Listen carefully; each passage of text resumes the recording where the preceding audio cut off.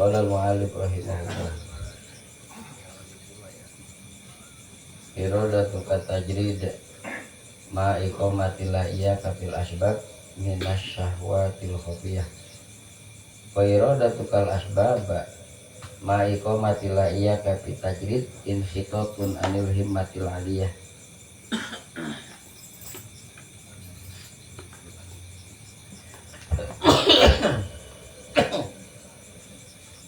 Halo, Riz, batuk banyak nih, Riz.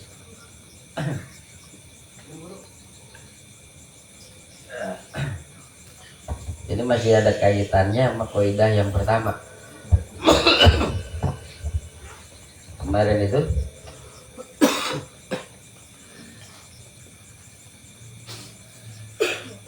peringatan agar orang itu kagak ngandelin amal.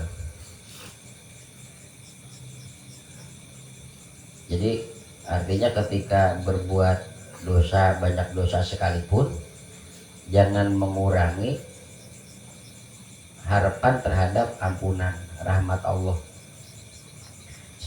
Dan rajin ibadah sekalipun jangan membuat pede, GR. Ya, karena ibadah kita mah pasti jelek, pasti jelek. Ya peluang keterimanya kecil ibadah kita. Kalau ngandelin ibadah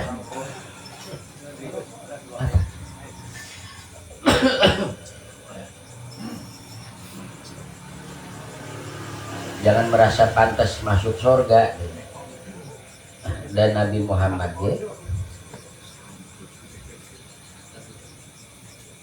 bilangnya itu amal itu tidak akan bisa membuat orang masuk surga. La yadkhulu ahadukumul jannata bi amalih. Enggak akan bisa orang masuk surga dengan amalnya. Kata sahabat, wala anta ya Rasul, engkau juga ya Rasul. Iya, wala ana, saya ke sama, enggak bakal masuk surga dengan sebab amal. Illa ayatakum madani Allah birahmatih. Hanya saja Allah meliputi aku dengan rahmatnya.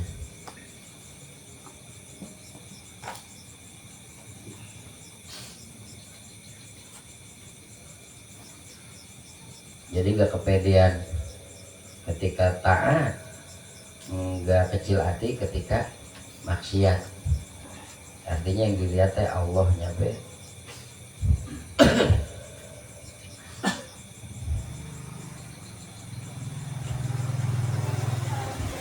Iradatuka tajrid ma iqamatillah iya kafil asbab. Iradatuka, adapun keinginan kamu at-tajrida untuk tajrid ma iqamatillah serta meletakkan Allah iyaka kepadamu fil asbab di makom asbab. Itu min syahwatil khafiyah, itu termasuk syahwat yang samar. Wa iradatuka, dan adapun keinginan kamu al asbaba di makom asbab ma iqamatillah iyaka fil tajrid, padahal Allah meletakkan kamu di makom tajrid. Itu inhitatun anil himmatil aliyah, itu berarti turun, jatuh dari cita-cita yang luhur. Jadi orang itu ada dua makom. Ada orang di makom tajrid, ada orang di makom asbab. Ntar kita yang mana? Kalau makom tajrid, tajrid itu artinya infirad apa nih? Tajrid itu kosong. Makom tajrid itu orang yang kagak usaha, kerja ora, dagang ora, ngapain ke ora, kuli kagak, ngojek kagak, itu makom tajrid.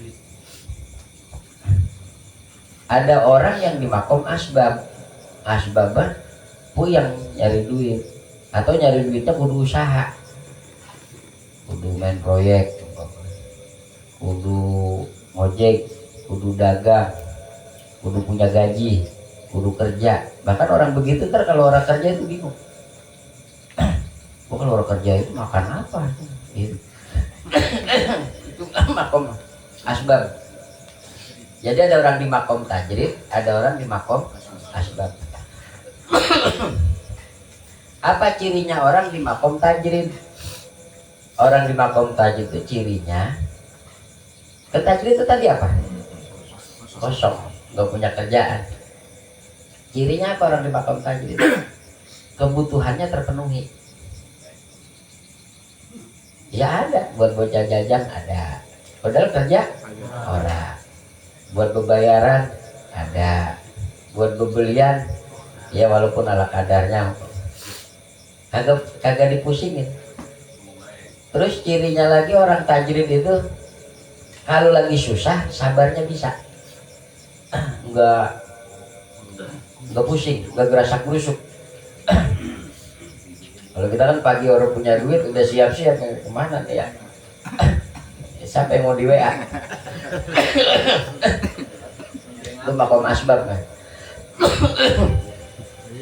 Tajrid mah kayak Nabi umpamanya nggak makan 4 hari kayak yang duduk di sampingnya nggak tahu Nabi nggak makan 2-3 hari.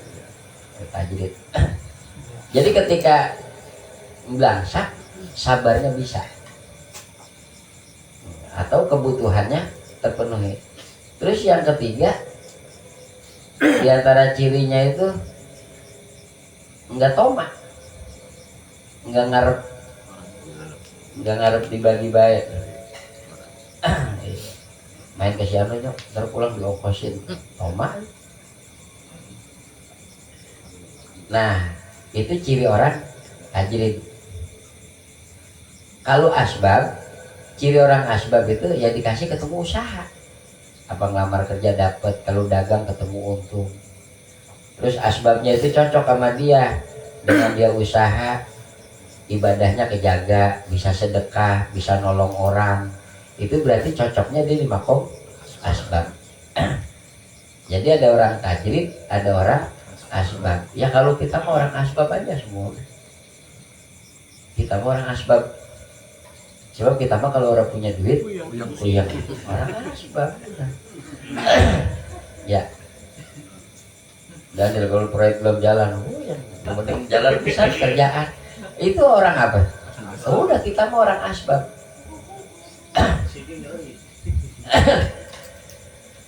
Cuman kan nanti bedanya ciri orang tawakal itu gini. Ketika dia belum ada kerjaan, dia tawakal ke Allah. Tenangnya karena punya sifat tawakal ke Allah, percaya ke Allah. Allah nggak bakal zalim, Allah pasti maha baik, Allah nggak bakal jahat. Nah itu kan bisa orang husnudzon ke Allah kalau punya keyakinan itu. Kalau nggak punya keyakinan prasangka baik ke Allah, susah tawakal, kepusing aja udah. Karena nggak punya husnudzon ke Allah. Kenapa nggak punya husnudzon ke Allah? Karena tidak meyakini sifat baiknya Allah. Kita kan bisa husnudzon ke orang itu karena orang itu ketahuan nyohor baik, ya kan? Jadi terbeda tipis husnudzon sama tomak. Kalau husnudzon kan dia mah orang baik, biasanya kalau ada yang datang teh suka dibeliin rokok, udah kebiasaan. Nah kita husnudzon apa tomak? Ke rumahnya biasanya dibeliin rokok, ini tipis ya. Kenapa kita punya husnudzon? Karena dia nyohor baik. Nah Allah itu maha baik. Tapi tetap deh kita sulit yakin sama Allah. Harusnya mah husnudzon kita tinggi kudunya. Nah itu nanti tawakal. Ciri orang tawakal ketika dia nganggur dia tenang karena punya husnudzon ke Allah. Gak mungkin Allah zalim. Ketika dia kerja, dia tenangnya bukan sama kerja, sama Allah. Gitu. Kalau kita kan terbalik. Kalau lagi belangsak, tawakal. Padahal mah bukan lagi tawakal, dipaksa. Paksa tawakal. Kalau kerja, lupa gede hatinya sama Allah, gede hatinya sama apa? Kerja tenangnya mau apa mau kerja? Itu ciri kita belum punya sifat tawakal gitu. Jadi itu mah buat baca diri kita aja. Gitu. Jadi kan orang tawakal nggak tawakal sebenarnya ntar gak ada bedanya. Si A orang punya duit tapi tawakal, si B orang punya duit tapi tawakal. Dua-duanya sama-sama orang punya duit. Mana yang lebih tenang? Si A, karena dia punya. Si B udah orang punya duit, orang tawakal. Wah berasa busuk, padahal sama-sama orang punya duit. Jadi orang-orang nerima kenyataan hidupnya kagak membuat Tuhan takut sama kita. Ya, orang gak nerima kenyataan hidupnya, emang Tuhan takut sama dia. Waduh, marah-marah dia nih. Udah besok rezekinya lancar, enggak, Tuhan makin gede. Yakin. Yakin itu. Karena kalau nggak redo, Tuhan makin marah. Kan ciri orang dulu kan sering kita ulang. Kata Syekh Abdul Qadir, ciri orang kena musibah itu 3. Ada orang yang nerimo, taslim. Kalau taslim mah karena yang dia lihat yang ngasih, dikasih sakit, yang dia lihat bukan sakitnya. Ustaz, yang dia lihat bukan sakitnya, yang ngasih sakit dari Allah. Dikasih miskin, yang dia lihat bukan miskinnya. Siapa yang ngendakin dia miskin? Wah seneng aja. Ini taslim. Ini ciri orang derajatnya diangkat. Bukan derajat di dunia, bukan di mata orang, enggak, di Allah. Kayak US Al-Qarni kan, dia nggak nyohor di bumi, tapi nyohor di langit. Dan nyohor di bumi mah sebenarnya nggak ada untungnya. Kalau udah mati orangnya lupa, percaya dah. Nah yang kedua ada orang yang sabar. Dia nerima mah belum bisa, tapi maksa dirinya. Ini udah takdir, udah paksain sabar, ditahan. Ini ciri musibah itu kafaratuz dzunub, gugurin dosa. Jadi gak semua musibah itu ngangkat derajat. Ada musibah yang jadi penyakit, musibah ngangkat derajat. Ada musibah yang ngapus dosa. Itu kalau dia sabar, kalau dia terima. Yang ketiga, kalau dia orang terima, ini mah ciri dia dapat murka Allah, hukuman. Ajab, udah dihukum, Tuhan dia marah. Kalau yang dua kan mendingan, Tuhan senang.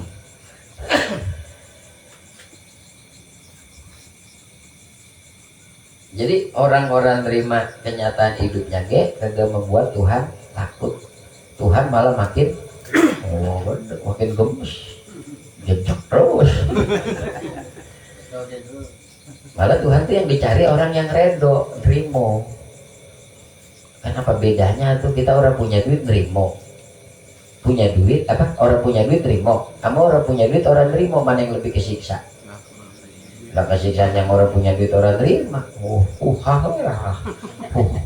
Tapi orang kaya nggak kaya, nggak nerima gitu.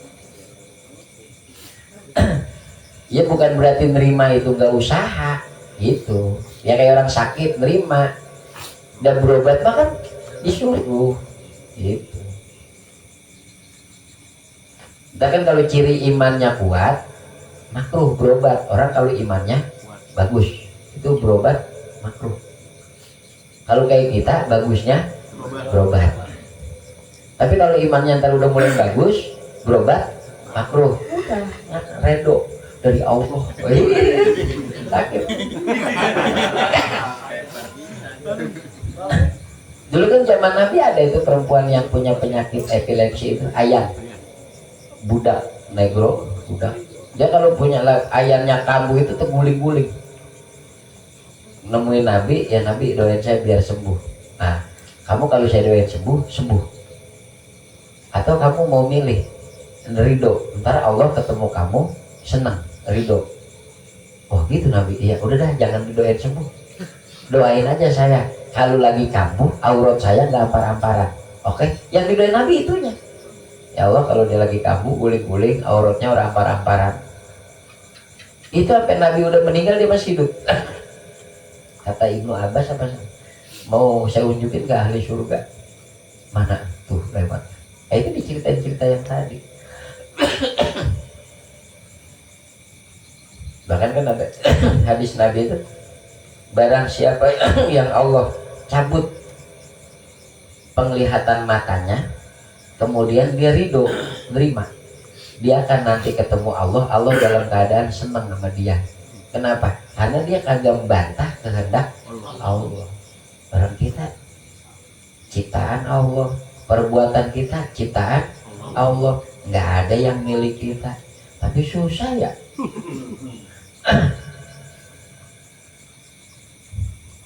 Nah, ada orang di makom tajrid, ada orang di makom asbat. Iradatu katanya, kamu pengen tajrid, padahal Allah meletakkan kamu di makom asbab. Emang dagang mah dagang be, jangan kesirian sama kiai. Kan biasanya kesirian enggak, kalau orang kiai mendukun. Kalau dukun mah masih capek. Jadi kesirian sama orang yang orang ngapa-ngapain itu kebeli anu. Orang kerja orang apa? Anu. Jadi makom tajrid itu makom mulia. Orang pilihan yang Allah taruh di situ. Kalau kita mah pengen tajrid itu karena awang capek sebenarnya. Ya. Kerja berangkat jam berapa? Jam 6. Jam 6 pulang malam. Udah berapa tahun? 20 tahun. Alamak kiai.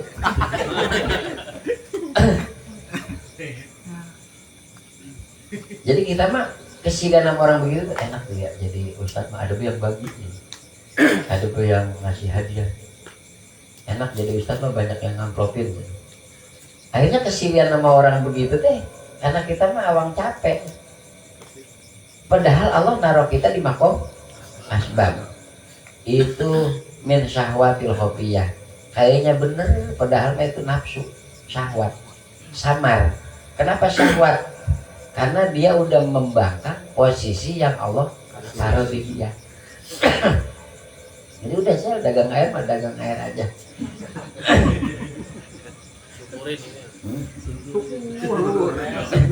Jadi makom tajrid mah gak bisa juga diaku-aku. Saya mah tajrid gak bisa. Karena tajrid mah orang pilihan. Itu makom yang mulia, karim, makom yang bagus. Kalau diaku-aku berarti kita merasa mulia. Iya, makanya guru-guru itu juga ngajarin kayak Akang. Akang kan kalau saya nggak ngapa-ngapain gitu guru sebenarnya mah lebih cukup. Tetap aja balong usahanya, empang, asbab saya mah. Gitu. Anak-anaknya bikin pabrik tempe, pabrik tahu, ayo asbab. Jangan diaku-aku, saya mah tajrid. Dulu pernah ketemu orang, mungkin waktu itu tuh Ustadz baru ngaji hikam ya. Udah gak ngajar kan Ustadz? Enggak, saya mau tajrid. Tajrid. Besoknya, jadinya dia ngajar, berhenti, tajrid kan. Mau lepas usaha kan tajrid. Dapat berapa bulan, lah ngajar lagi. Asbab. Pindah.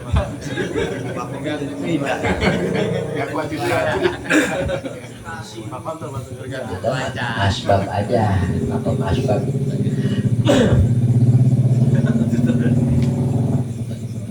Ada tuh orang Tambun Utara. Gak kuat. Karena orang tajrid itu tuh bukan kepengen. Orang meninggalin usaha. Umpama ini jadi ustadz biar ntar nggak ngapa-ngapain, nggak bisa dia mah udah ngalir. Kalau memang di posisinya begitu ya di situ dia. Kalau enggak, kalau kemauan dewek biasanya patah di tengah jalan, balik lagi dia gitu. Sampai sekarang saya umpamanya orang lihat saya tajrid, enggak saya mah asbab, saya lagi nyari usaha baik, usaha apa ini yang enak ya, yang kira-kira nggak capek duitnya banyak. Yang diajak kamu sama saya gitu.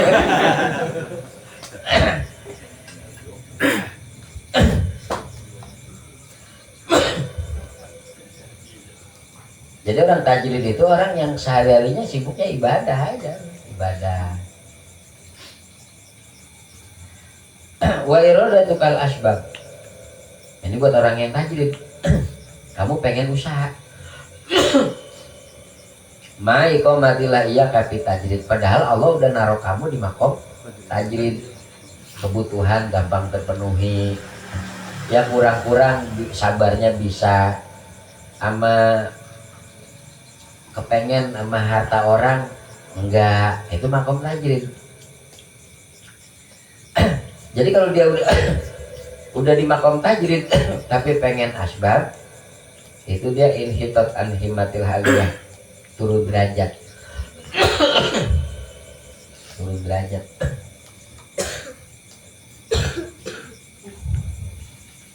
Dan ada orang tajrid itu cuman pengen dikata zuhud. Dia mau udah gak cinta dunia. Saya dulu sering sangka gitu. Dia mau usaha ditinggal dengan dulu kontraktor. Ah bukan, emang bangkrut bukan. Masih doyan duit bukan. Kagak juhud-juhud aja. Bohong lah kalau juhud. Ada yang pengen ke Sohor. Kayaknya kalau jadi ustadz, jadi kiai, masih ngojek, masih dagang, kayaknya belum keren. Dia bilang nyari nyohor. Jadi ada orang zuhud, ada orang pengen dikata zuhud. Kalau pengen dikata zuhud mah gampang bang. Iya apa? Dunia ditinggalin.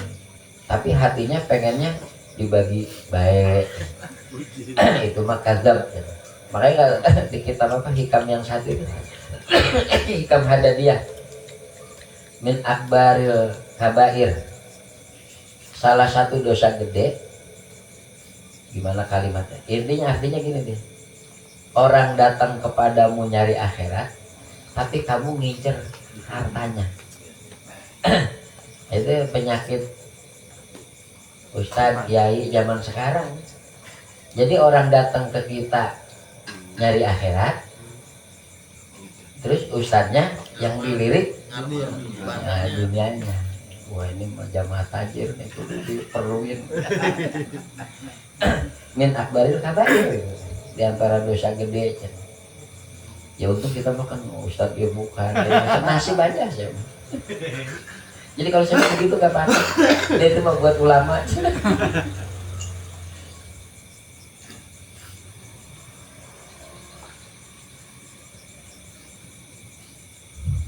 Makanya bahaya orang-orang kayak saya lah, dipandang orang kayak udah ustadz udah. Ada yang ngambil kiai ya. Jadi bahaya. Karena orang yang datang ke kita kayak beginilah kumpul. Ini kata ulama buat saya ini samun kotil, racun yang membunuh. Kenapa? Penyakitnya di sini Pak, di hati. Punya jamaah yang ngaji banyak, dulu mah dikit. Jadi saya sebenarnya amanan yang ngaji dikit. Buat ngagul rada sulit, itu dia masih bisa ngagul. Ada masih setahun dulu. Padahal yang ngaji teh berempat, pernah lurah doang berdua-dua. Itu orang ada jamaah masih bisa, gimana kalau udah lebih dari 10? Ada pengajian saya. Itu samun kotil, racun yang membunuh. Nah, kita mah padahal orang bikin majelis taklim itu yang dicari kebanyakan itu pengen jamaahnya banyak. Padahal buat orang-orang kayak potongan saya, ini penyakit. Semakin banyak, makin gede penyakitnya. Bisa kerjaan orang isi talim, duanu. Apa ujung takaburnya kayak gede kita mah. Biar tahu tuh gua kepake. Samun kotil. Makanya iqbalun nas alal murid qabla kamali samun kotil. Ini kata orang ahli marifat. Iqbalun nas, ngadepnya manusia, datang namu nanya alal murid, kepada orang yang belum nyampe ke Allah. Muridnya orang yang pengen ke Allah, belum nyampe. Kita kan belum nyampe, belum usul. Qabla kamalihi, sebelum jejeg, sebelum sempurna hatinya, imannya, keyakinannya. itu samun kotilun, racun yang bahaya, bisa membunuh. Akhirnya karena punya jamaah banyak, rumah sak pantas disebut ustadz, kiai, yaitu samun kotil. Tapi kalau yang udah kamal mah udah sempurna, udah wusul, udah ngerti hakikat kayak apa, keyakinannya udah bagus. Jamaah 1000 gak penyakit, dia mah gak masalah. Jamaah habis biasa deh, jamaah banyak biasa deh. Kenapa? Keallahannya yang udah kuat di situ yang dia lihat. Nah, irodah, kudrat irodah Allah. Kalau kita kan enggak, masih lihat kitanya. Akhirnya mau ujub deket, takabur deket.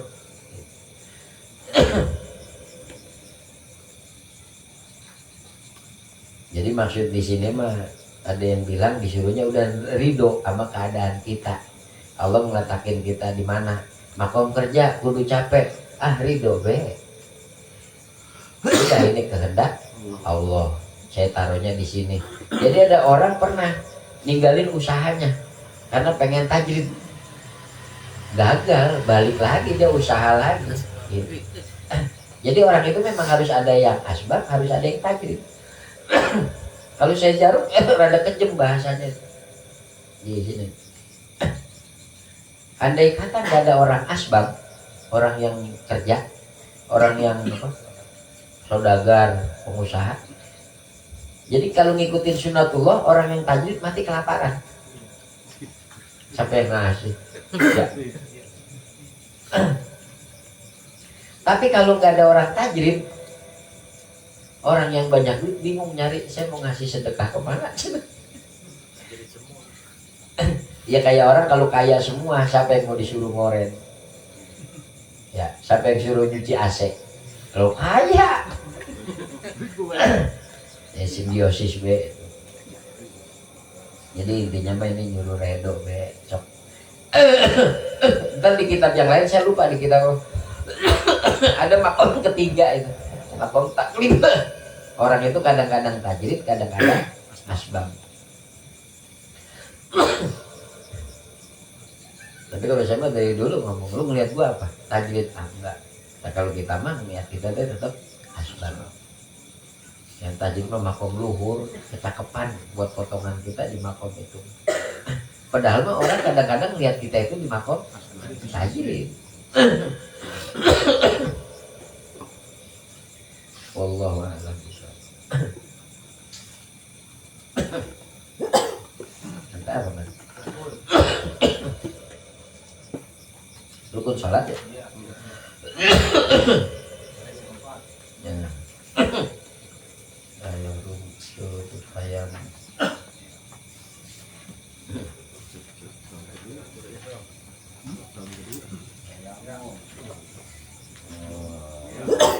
Enggak, kemarin dilompat ke rukun sholat.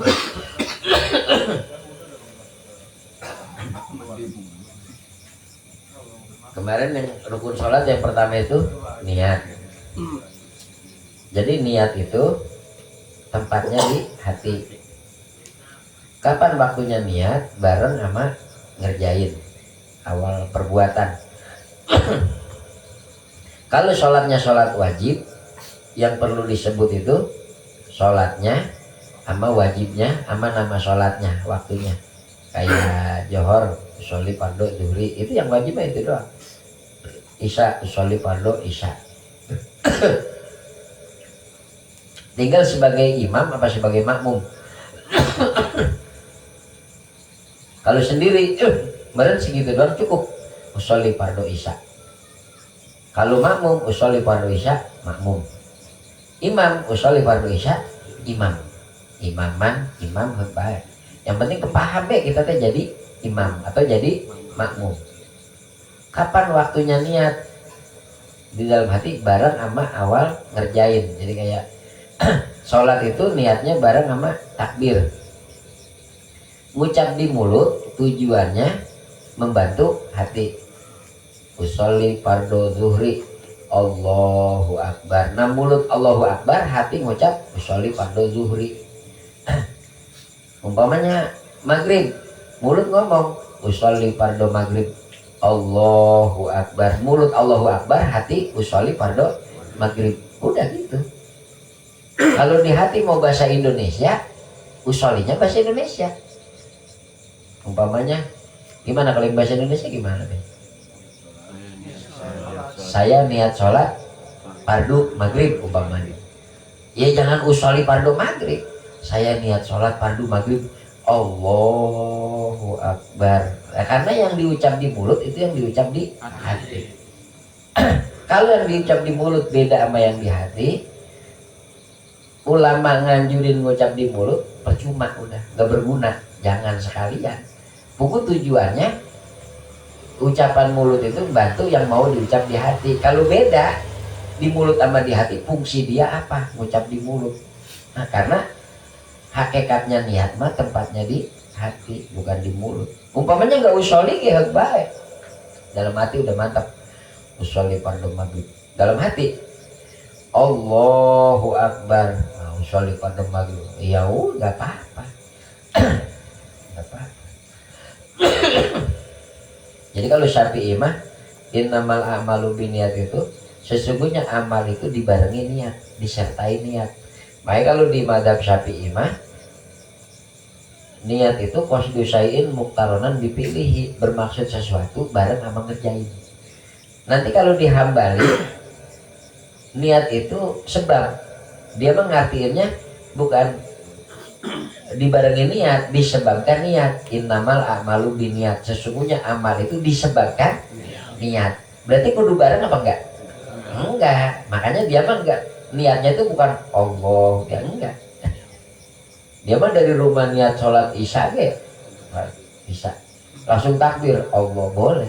Kenapa dia sholat? Sebab tadi udah punya niat. Cuman kalau di dia niat itu jadi syarat niat. Apa syarat sholat itu?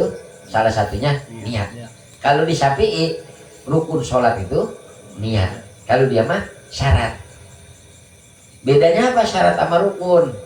Kalau rukun mah perkara di dalam pekerjaan. Rukun sholat adanya di dalam sholat semua. Takbir, baca Fatihah, ruku, sujud. Kalau syarat itu adanya di luar kerjaan. Syarat sholat kudu suci dari hadas. Nah, wudhu apa kan belum sholat, di luar sholat, naik syarat. Yang kedua takbiratul ihram. Ini ucap Allahu Akbar. Yang perlu diperhatikan kemarin itu biasanya wow, Allahu Akbar. Allahu Akbar. Yang kedua yang perlu diperhatiin kalimat alif apa ro-nya kedengeran sama kuping sendiri. Allahu Akbar. Jadi jangan sorban udah belipet Allah hilang. Ya itu mah kata pikir sholatnya belum. Kenapa? Dia belum takbir. Takbir ge belum. Berarti sholat ge belum. Jadi Allahu Akbar karena fikih mah perkara zahir, ketika diwajibin rukun itu baca takbir, ya takbir itu harus diucap zahir. Kalau dalam hati mah bukan zahir. Asalis. Yang ketiga, al-qiyamu 'alal qadri bil fardi. Wajib berdiri di dalam sholat wajib. Kalau mampu berdiri. Kalau nggak mampu baru boleh duduk. Duduknya gimana? Enaknya mau pakai bangku, mau sila, mau duduk tawaruk, mau duduk apa? Tasyahud, apa? Tawaruk sama apa? Iftirosh, mau sila, baik. Kali-kali sholat sila. Iya sholat. Duduk enak. Sholat. Kalau sholat sunnah, kuat berdiri dia boleh duduk. Kuat berdiri dia boleh duduk. Kalau tanya males banget sakit orang pun udah kayak belum ngaji, boleh. Boleh. Tapi kalau sholat wajib kuat berdiri, wajib berdiri. Gak kuat baru duduk, gak kuat duduk baru miring, tidak nyadar. Kalau gak kuat miring baru terletak. Nah kalau terletak tuh kaki posisi ke sono, ke kiblat. Cuman leher ganjel agak tinggi. Kalau nggak bisa juga pakai isyarat, isyarat apa tangan, isyarat mata. Nggak bisa juga isyarat, jadi isyarat mana? Allahu Akbar, baca Fatihah. Pas mau ruku, Allahu Akbar, subhanarabbiyal azim. Itu isyarat. Ada lagi ntar kalau nggak bisa juga hati. Jadi kalau selama masih punya kesadaran mah kewajiban sholat orang hilang.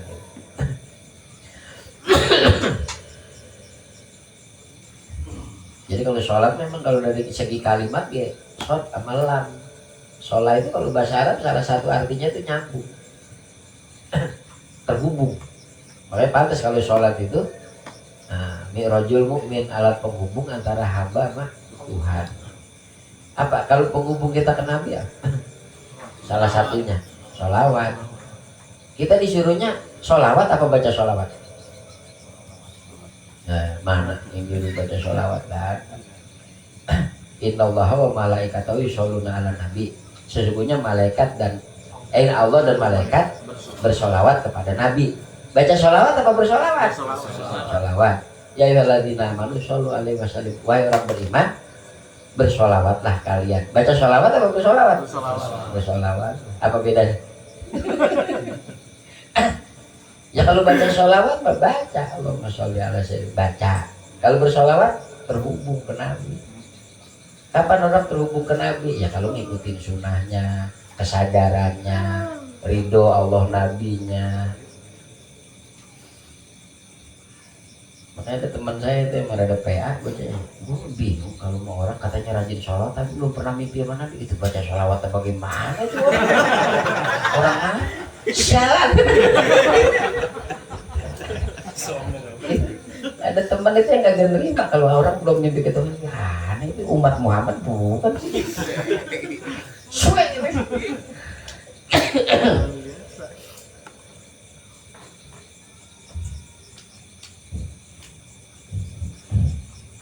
Makanya kalau sholat ke Allah mah shot lam alif ta, berdiri jemaah. Kalau ke Nabi mah sholawat, ada apa? Wawunya, ada pasol, ada pemisah aja.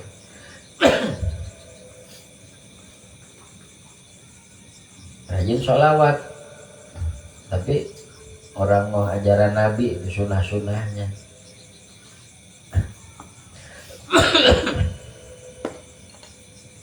Jadi Nabi mah ada orang minta masuk surga, doain masuk surga. Nabi nyuruhnya bantu aku dengan banyak sujudmu.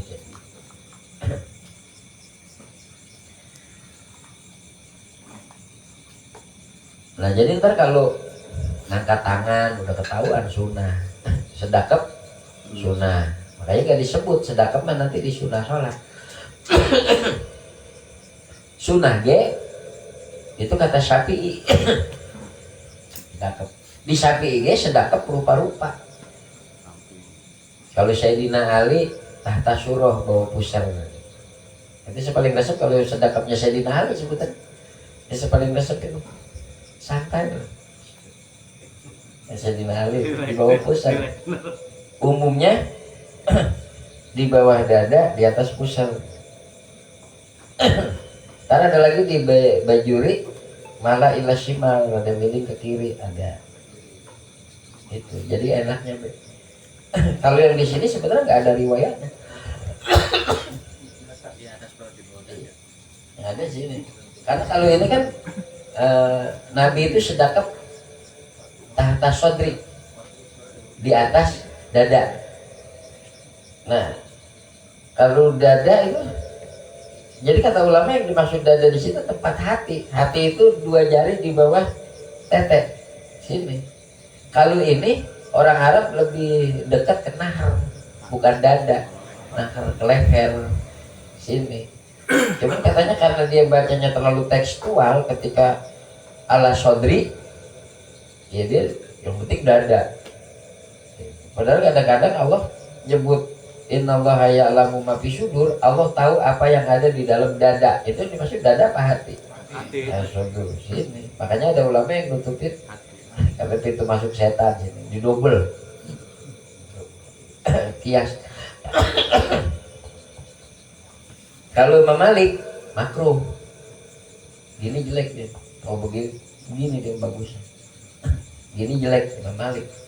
Kalau kata kita bagusnya gini, kata Imam Malik jelek bagusnya gini.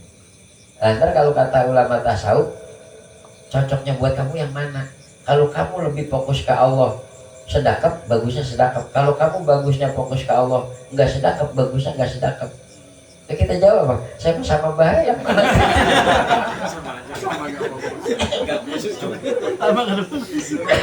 Malah kepikiran. Jadi gini, saya dinali tahta suruh. Pernah ada orang nanya di masjid saya, ada bocah baru pulang nyantri, gimana begini sedekapnya? Gimana itu Ustaz? Ya nggak apa-apa, saya kadang-kadang gini, kadang-kadang gini, kadang-kadang enggak saya. Bahaya cuma gituan atuh gitu. Coba gini, yang penting jangan begini. Gini boleh. Tangan itu. Kan ada lagi kalau di Bogor itu puter. Jadi cina waktu saya tanya itu maksudnya mah dia pengen kanan itu lebih dulu nyampe daripada kiri. Sebenarnya hampir-hampir gak ke kiri. Gitu. Nah, bocah mau buat bercandaan. Kadang-kadang kagak ketangkep kan. Jadi karena saya tanya itu sebabnya itu pengen duluin kanan daripada kiri. Akhirnya hampir-hampir ke kiri. Lembut gitu. Jadi kalau perlu dia doang yang tahu. Nah, karena kita nyontohnya bukan dari keterangan, dari perbuatan, kayaknya berkembang terus gerakannya. Tadinya cuman begini, kalau perlu dia doang yang tahu gitu. Saking pengennya memuliakan kanan daripada kiri. Nah, kalau ada hidayat makan kejem. Itu di hadis palsu aja nggak ada. Tapi kalau kita niat, itu tadi. Kalau pandangan ulama itu kalau udah sesuai keilmuan, terserah enaknya dia. Menurut dia itu pandangan subjektif kan itu sifatnya. Dia pengennya gitu, baik. Jadi kan ini, karena yang tanggung jawab sampai hari kiamat ke Allah udah yang pencetus pertama. Nah, jadi kalau perlu nggak keciri gitu. Lah karena nyontoh dari gerakan bukan dari keterangan, ada nggak itu kayak ngeluarin ilmu. Itu kan yang ditawain sama ahli-ahli hadis, sama ahli-ahli ilmu. Kenapa? Itu sumbernya di mana? Nggak ada. Makanya kalau perlu diumpetin karena itu mah inisiatif. Saya pengen kanan duluan yang nyampe. Ini mah inisiatif saya. Punya murid, muridnya gurunya begitu. Ngikut itu banyak ke guru. Sudut pandang guru. Baik. Cuma kan itu nanti korbannya yang tukang ledek. Semua yang katanya diputer. Jadi kenapa waktu itu saya nyari tahu apa sebabnya ya? Karena saya juga perlu buat mengkonter orang yang kagak tahu ceritanya. Saya kudu bisa jelasin enggak itu maksudnya begini. Nyalain juga saya nggak berani. Ada yang begini, Ustaz. Gitu. Ada yang begini. Ya itu juga kan sebenarnya mah kalau sholat itu sumbernya gimana? Apa inisiatif dia itu? Nyaman. Iya nyamannya. Yang ada kan ala sodri yang gini, ada yang gini. Bukan tahta sodri ya. Ala sodri kan di atas dada. Cuman ulama ala sodri itu maksudnya di kolbun. Hati bawa hati. Hati.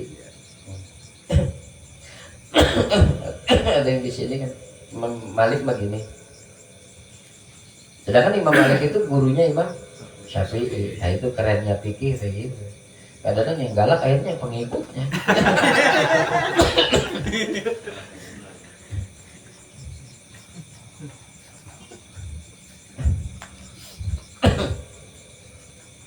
Rodi, wallahu a'lam. Batuk kan? Tahu. Doa. Mana?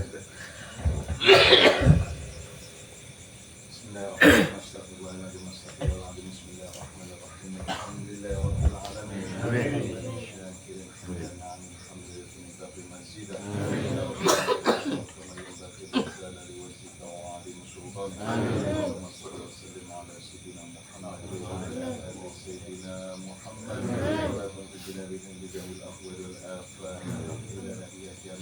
الحاجات واستغفرنا بك من جميع الشيئات وترفعنا في خير وتبلغنا بأقصى الغايات والخيرات والحياة وبسط مسنا وعلى كل شيء قدير اللهم هون علينا في سكرة الموت اللهم هون علينا في سكرة الموت والنجاة والنار وعفو عند الحساب ربنا لا تزغ قلوبنا بعد إذ هديتنا وهب لنا من لدنك رحمة إنك أنت الوهاب طول عمرنا في طاعة الله اللهم طول عمرنا في طاعة الله واشفي مرضانا ومرضى المسلمين ربنا اغفر لنا ذنوبنا ولوالدينا وارحمهما كما ربونا صغيرا اللهم اغفر القبور من المسلمين والمسلمات والمؤمنين والمؤمنات الاحياء منهم اللهم بارك اولادنا من اهل العلم واهل الخير اللهم بارك تلاميذنا من اهل العلم واهل الخير ربنا آتنا في الدنيا حسنة وفي الآخرة حسنة وقنا عذاب النار